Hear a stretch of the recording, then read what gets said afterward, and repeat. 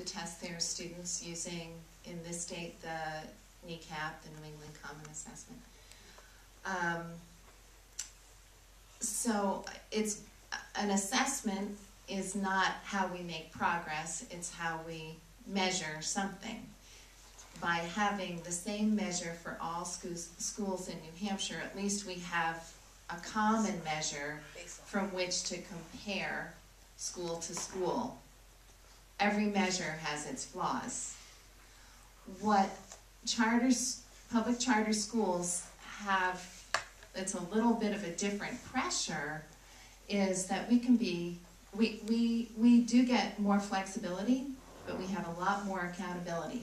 And I'm comfortable with that. I think that's good.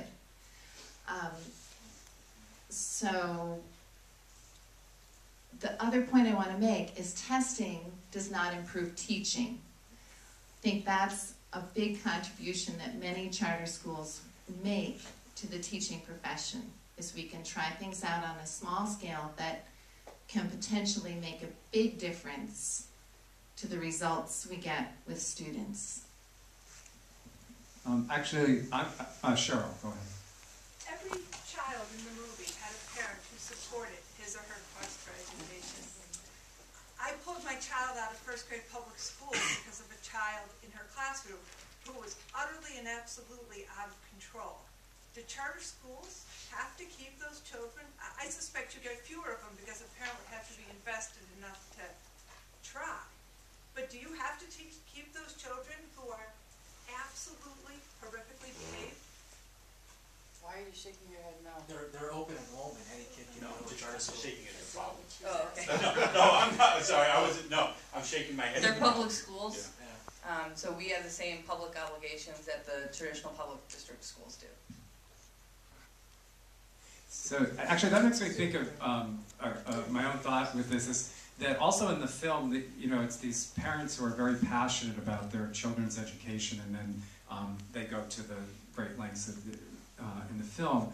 And I'm just wondering if the panelists could comment to what extent you see the role of parents' involvement in the schools. And you know, often, I mean, I think there's a gradation here, everything from, you know, help your kid do their homework to you know, get involved on the school board or something like that. But I'm just wondering if you have some examples of where that's being done well in our state. For parent involvement, that is one thing that is a charter school myth, that the most engaged parents are the ones that are the parents of the charter school children. And that is true to a point. When a child is in crisis, the family is in crisis, and you have an engaged parent. Now, once that child is in an education environment, just say perhaps it's a charter school, where they are secure, confident, and engaged, you no longer have a parent in crisis. And that parent is now confident. And so I find that those myths dispel once the child is comfortable and flourishing. You no longer have that engaged parent. The parent is quite happy to drop them off. So I found that in my experience as a development director for one of the schools. We'd have parents coming, new parents coming every year, and I'd be psyched, you know, fresh energy, fresh blood. And once that child was flourishing, say mid-October, I didn't see that parent anymore. I don't know whether I agree or disagree with that. I agree with that's probably the experience you had, but there was a study done, and they were trying to determine some of the factors that affect, again, test scores. And to boil it down, what had happened was the most important factor in the school is the teacher. But that contributed about 10%, 12% of that test score. What the researchers found was the parents and the involvement of the community in that school accounted for over 20% of that test score. When I talk with our members and they can't get parents to come to a parent-teacher meeting, that's a problem. Not just for our teachers, but it's a community-wide problem. We have schools in the state where the teachers are photocopying textbooks because the students don't have enough textbooks to be brought home to do their homework.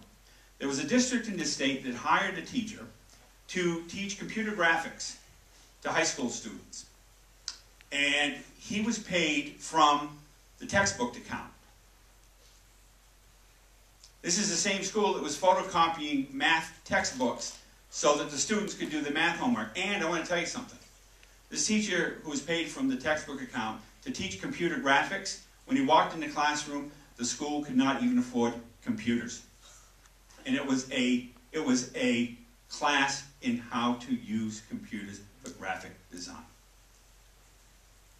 If we had a little bit more outrage on behalf of communities on things like that, then I think we would see the support for public schools, traditional public schools, than you do see.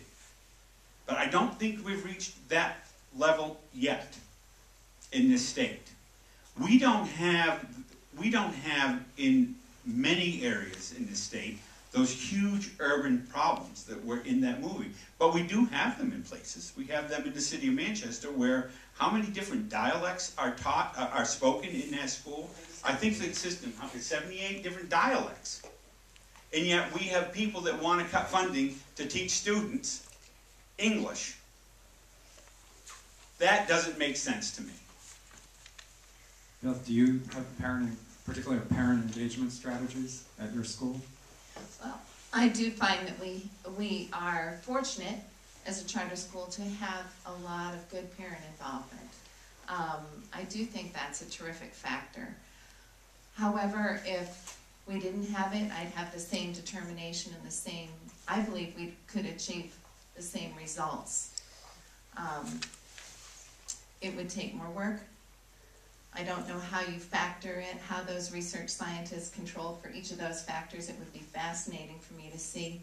But I do know that, for example, with the reading approach that we use, study done on it back in the 1950s found that the students who benefited the most were the ones who were most underprivileged of a lower socioeconomic scale. So while we do benefit from parent involvement, I think that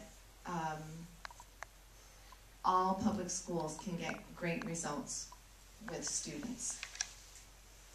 Other questions? Yes, the gentleman in the back. I'm sorry. I was just going to add, I mean, I think parental involvement is key, and I think that the best thing we can do for parental involvement is to give them a choice in choosing a school. The very act of choosing a school is absolutely enormous. You know, my wife, when she worked in the Scholarship Foundation, they really saw that. The parents really helped out a lot. I don't think dumping money at the problem is the answer. There was a gentleman, Ambassador Annenberg, who spent millions and millions of dollars of his own money putting into the public school system, and several years later, he looked around and realized that nothing positive had happened. We have to empower parents and empower the local teachers to teach. Thanks, Senator. Local disparities aside. Excuse me. Yeah, I'm going to be the mic monitor for this. Number one, I have a great fear this year coming up with what might happen with public education. It is about money, folks. Let's not say that it's not. One of the people who runs one of these charter schools, that charter school has an endowment of $200 million, and they spend $35,000 a year on those students. That film didn't tell you that. Didn't tell you that, did it? Here's my fear with these good people, though, sitting up here running these charter schools, is when charter schools first started, you know, some of them failed because educating a child is an expensive thing, and they couldn't raise the money.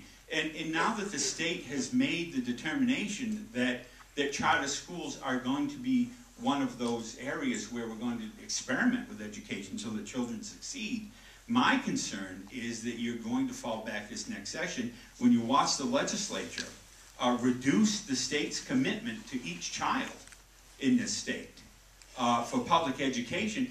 I have a terrible fear that you're going to see me and those other advocates for the traditional public school setting arguing again and fighting for scarce resources with these very good people who are trying to provide an alternative for those students who need it. That is what is going to happen this year in the legislature, rather than this exchange of information that you've seen and talked about, how it cooperates and helps the students, we're now going to be over there all wrestling for those dollars that are going to be cut by the state. And I think that's unfortunate. I think it's unfortunate for the kids. Oh, go ahead. You've been so